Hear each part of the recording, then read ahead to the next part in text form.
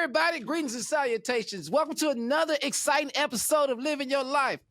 Ever wonder what a day is like in the life of a journalist? Ever wonder what stimulates the inquisitive minds of the people who bring the stories of the world right to our very own living rooms?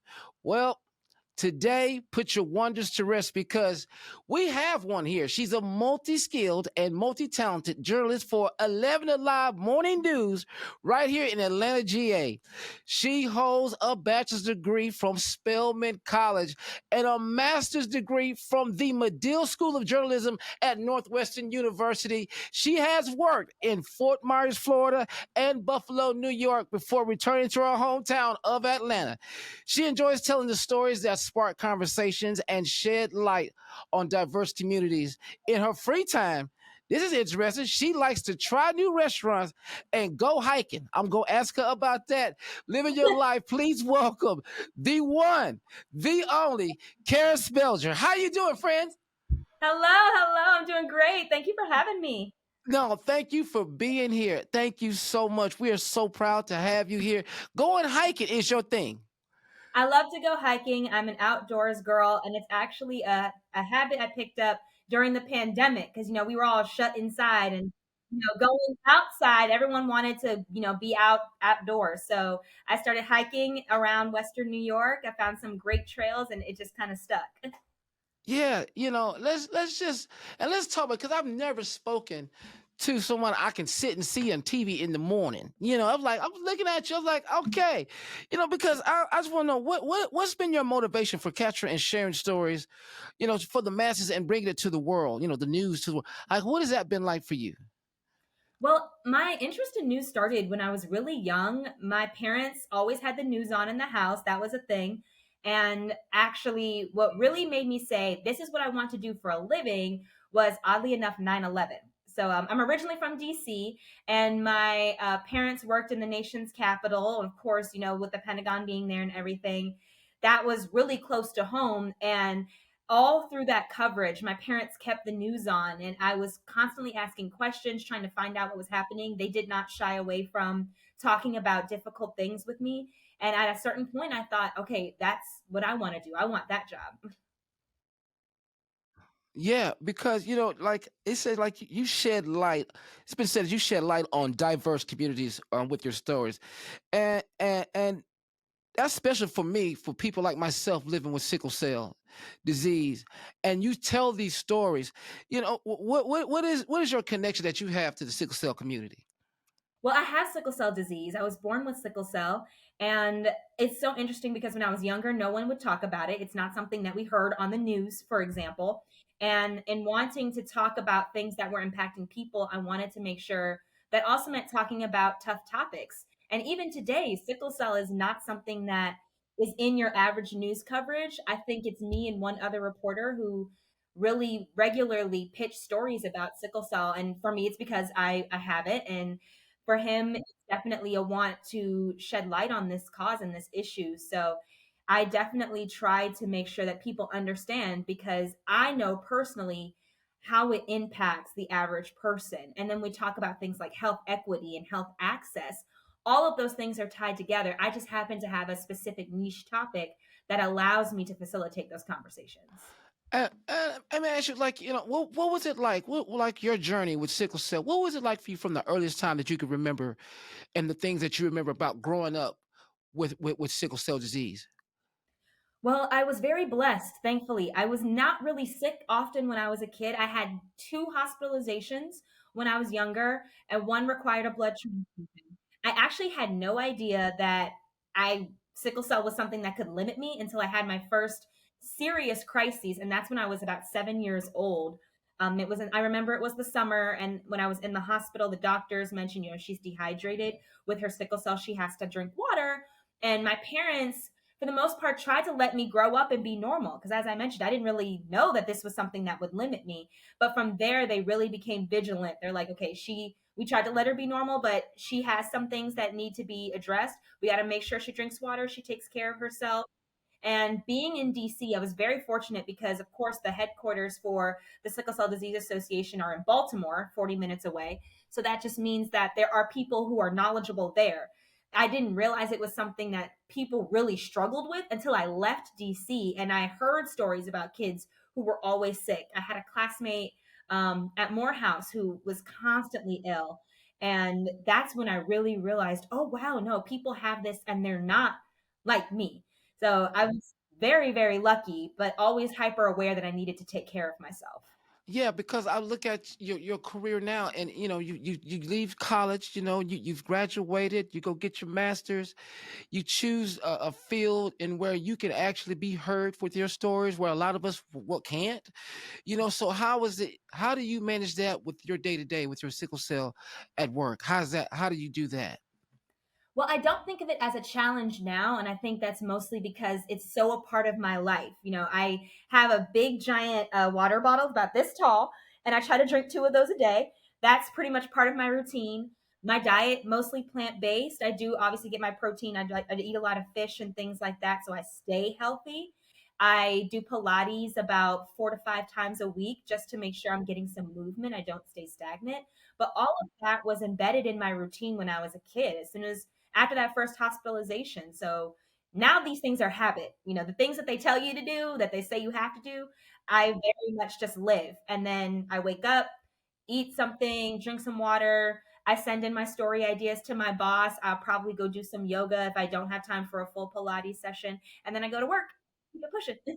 And that's because I just see how upbeat you are and how genuine you are, and like for a lot of us growing up with sickle cell, there's the mental stress part of it, the physical. And have you seen stories like this when you're covering when you're just on the news? Do you see stories like this? Oh, yes, so many. I think one of the first stories I did when I moved to Atlanta was about a young woman who actually she drives from Macon to Atlanta to get healthcare, and it's because the hospitals, the doctors' offices there do not have the resources. And I was talking to her about the challenges from transitioning from pediatric care to adult care because when you're a kid, it's all there, right? When you become an adult, and I think anybody with a chronic illness can attest to this, it's not always there. So I know I've learned that. So I interviewed her and I spoke to her, and she talked about how sometimes, just the stress of figuring out in her schedule, okay, this drive to Atlanta, just the drive to get to her doctor, right? And then coming back. She has a husband, making sure that he is okay. He's taking care of if that's necessary, letting her job know, like, here's what has to happen for my care, and those kinds of things, and how she really has to take time to pause for herself to make sure she's healthy and taking care of herself. And that kind of thing is something that I hear all the time. If I ever do a sickle cell story, the mental health aspect is not removed from the overall health aspect. They are one and the same, really. No, it is so true. I had that same issue before, because I like to say, people understand that when you have sickle cell, we battling depression at one point in time was an issue for me. And I knew that if I had the mental strength, I could overcome the sickle cell part of it, the physical part. But it was just having the understanding that you have to be tougher than the next person, because we have to battle those ways. That's why we're always happy people. We have to be. We can't even have the stress of regular people. And so that's something that's important, because I know now that when you were growing up, like, how did your friends view you? My friends had no idea what sickle cell was. They would literally look at me sideways like, so what does that mean? Like, you don't look sick, so I don't understand. And having to explain it to them was kind of interesting. Even sometimes my teachers in school, because there was I think this was probably the impact of like a lot of work in terms of the association. But all my teachers knew I had sickle cell, and they were all aware that if I came to them, I said I had pain or I needed to take medicine, they just let me go. Like there were no questions. Something that I now know other people did not have the privilege of. That's a challenge. So there was one teacher who didn't fully understand, and I said, there should be a thing on my chart. You should know. And I kind of had to like explain a little bit. Thankfully, it wasn't an emergency. I just needed to go. I just needed to take my medicine because I had just come out of a hospitalization. But then I went back to that teacher and I said, hey, just so you know, I think I was 14 at the time. I said, just so you know, I have sickle cell. Here's how it works. But always having to advocate, and I'm always ready. That's probably why I chose the career that I have, because I've been teaching people and telling them about stuff my whole life. Yeah, that's me too. I got to educate. Like, what is sickle cell? Okay, let me tell you what this is. Give me a piece of paper. I used to draw it out on the napkin and show them their blood cells and then my blood cells, and this is what happens. And having to do that for people to understand exactly what sickle cell is. I think I definitely drove. I remember one time we had a challenge in school, and it was like, draw something that presents a challenge to you. And I drew sickle cells, and I had like my little crayons and everything, and I had to explain it to my class. Here's what this is. Here's what this Yeah, is. you ever seen this? None of y'all have never seen this, have you? Well, let me. You don't have to do that and explain to them. Okay, well, I got some cells that look like this, and they get together and throw a party. That hurts me. To have to say it like that to people who just don't understand. It's funny to know that you do the same thing. Have y'all seen this? And that's what we have to do. Now, are there any initiatives or projects that you're working on concerning sickle cell?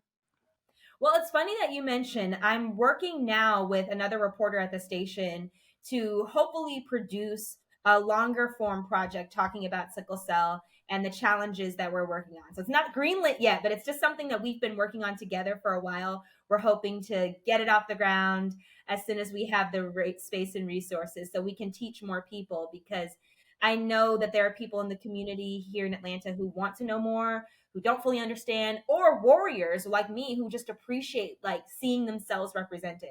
So that's something I'm currently working on right now. Yeah, because you're doing so much already. This is why you're one of the best sickle cell warriors, because you're doing things to educate and keep the conversation in the forefront and not let it fall to the back. And that's important to say, hey, listen, I deserve to be heard too. I deserve to be represented as well. We'll talk about all these other things, and then we get the sickle cell. It's kind of like, we thought it was cured. No, no, it's not. And it just to hear it, like, a lot of things that you like to do. Like it's like what they says. One of your quotes that you posted. It is so funny. He says, "I know a little about a lot." Yes, I know a little about a Yeah, lot. yeah, yeah, and there's another one. And I'm curious about this one. The greatest among you will be the servant. What is that? Mm. Explain that to us. That's So a that's powerful statement. it's actually, I can't take credit. It's from the Bible. It's one of my favorite scriptures. Matthew 28:11, I Hmm. believe it is. The greatest among you will be the Uh-huh. servant. And essentially it says, to me, what it means is, greatness. The Lord is not going to your greatness based on how many trophies you have, how many friends you have, all the money in your bank account, how many buildings have your name on them. He's going to measure how great you are by how you kept his commands. And his greatest command is to serve my people. You're blessed so you can be a blessing to others. I gave you all I gave you so that you may serve your fellow man. So if you get before me on judgment day and I ask you, how did you serve your people? You should be able to tell me, or he'll know because he's all knowing. But that's how I take it, and that my job is to serve other people. Yeah, and then and you do it even knowing that you too gonna have to be served as well, knowing you have sickle cell disease. Understand that and it's so crazy because we always want to do the most for ourselves. We always say, you know what, I can do it, and we don't even know how to stop.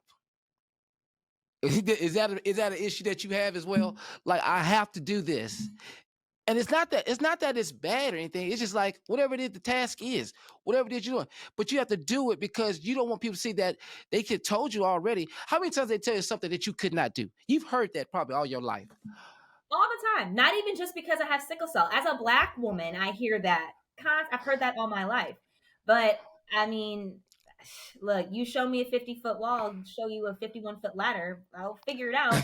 I will have. That's typically my motto.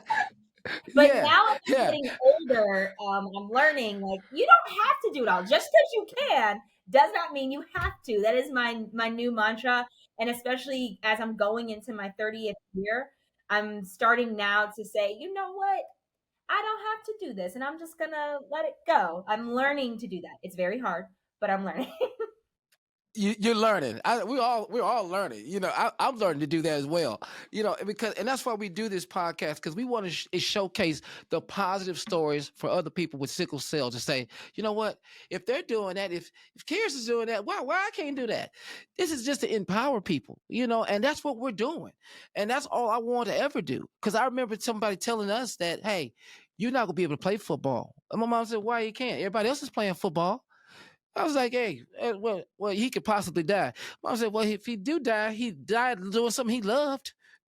that's that's. I'm like, Mom, you taking that too far now. Wait a minute, I don't want to die. We ain't got to play football. I can play jacks. I'll just sit around, do that, play marbles or something. But I don't want to die, Mom. Do you have any words of encouragement for people that you see that's like us, that you would want them to know that you have? I would say your story is your greatest superpower. And that is something that was taught to me. I mentioned I had a Morehouse brother who had sickle cell, who was sick. I never called myself a sickle cell warrior before I met him. His name was Elijah. He unfortunately passed a few years ago. But Elijah is the one who empowered me to tell my story. He started an organization, and his whole goal was to educate people on Spelman's campus, Clark, Atlanta, Morehouse, about sickle cell. And I told him, like, but I don't have the typical story. I'm pretty much healthy. I just take care of myself. I have struggles, but they're not terrible. He's like, all you have to do is tell your story. You don't understand how powerful even that is. And ever since he told me that, I'm getting a little emotional just thinking about it. I've always carried it with me. It's something I always try to do. And Elijah is the one who taught me that. And God rest his soul, but he literally is the reason why I'm so passionate about educating people about sickle cell. And I try to make sure that, in a way, I honor him and his work, because he empowered me to tell my story. And he's the one who told me that my story is my power. So I hope other people know that too. That's that was a powerful statement. Your story is your superpower, and that is, girl, you just have a lot of sayings, don't you? Just who heard your story is your superpower, and and I'm just tripping because I was like, I never even thought about that. Is that we have to get more people, and I'm so glad you're doing this, because we have to get more people who have this disease to start talking and telling their story. That's the purpose of the super. I just didn't think about it like that. This is your superpower, and we're running from it. Some of us don't want people to know. Some people are scared to tell people. Some people don't want to come out of the closets and say, hey, I have sickle cell, because the way they've been treated. But if you listen to what Karys just said, your story is your superpower. Every time Clark Kent goes and turns into Superman, that shirt be under there. That's all we ask you to do. Just go ahead and show them the story. Man, that is so powerful. Is there anything you want to do right now, like to live your life? Like, what are you going to do now to better live your life? Like, what does that mean to you? Probably for me now, only because, as you mentioned, we like to do everything. We like to take charge. We don't like to stop. I would say for me, the best way I can do that is to take better care of myself. Now, especially like, when you're younger, I'm still young, she's still a tenderoni, but um, in my like early 20s, mid 20s, it was all about go, go, go, go, go, do, do, do, do, do. And now, like, I'm 29, I'll be 30 in a few months, and now I'm just thinking to myself, you know what? Make sure you focus on you. It's okay to be a little selfish. Take the nap instead of going out. Read the book instead of going to the bar. It's fine. And that's really what I want to do. Just take care of myself. Yeah, you said read the book instead of going through. I understand that, and that's me now. That's living my life right there. That's exactly what I do. I take the nap. I don't have to go anywhere. I'm calm. I try to keep stress free. Keep myself stress free, and then find out that other sickle cell warriors. I just realize, hey, you know what? This is probably the best way for me to go. This is probably the best thing for me to do. And so, before we end this conversation, Ms. Belger, if you want to just tell everybody, where they can find you, because I know what I got to ask you about too. These restaurants, what is it about you with new restaurants? Like, how do you find these? I'm a foodie too. I get a lot of recommendations from my coworkers, and of course, being in Atlanta, there's so much diversity, so many different communities where you can just really literally taste the culture, and that's what I like to do. So I'll read a Instagram post where someone recommends something. I have coworkers who like to eat out, so I take their recommendations. Their TikTok, I'm on TikTok, like looking to see like new restaurant in Atlanta. Like, let's go try this. So, yes. Yeah, that's you. That's living your life. That's you're a foodie. I'm just telling you, I know you're a foodie, and you're hiking, and you hiking too. So I think you did great. I think you living your life. It's so much fun to have you here today, and I appreciate you. Where can they find you on Instagram? Well, thank you for having me. I am at Karys Belger. It's just my first name and my last name, KarysBelger. That is me across all social media platforms. Well, thank you so much, friend. Thank you for coming on Living Your Life and showing us how to live your life. And you're doing it very well. I'm so proud of you. It's a pleasure for me to meet you. Y'all give her a round of applause. Karys Belger, ladies and gentlemen. Karys Belger, she did that. Thank you so much. Thank I appreciate you, friend. I appreciate you.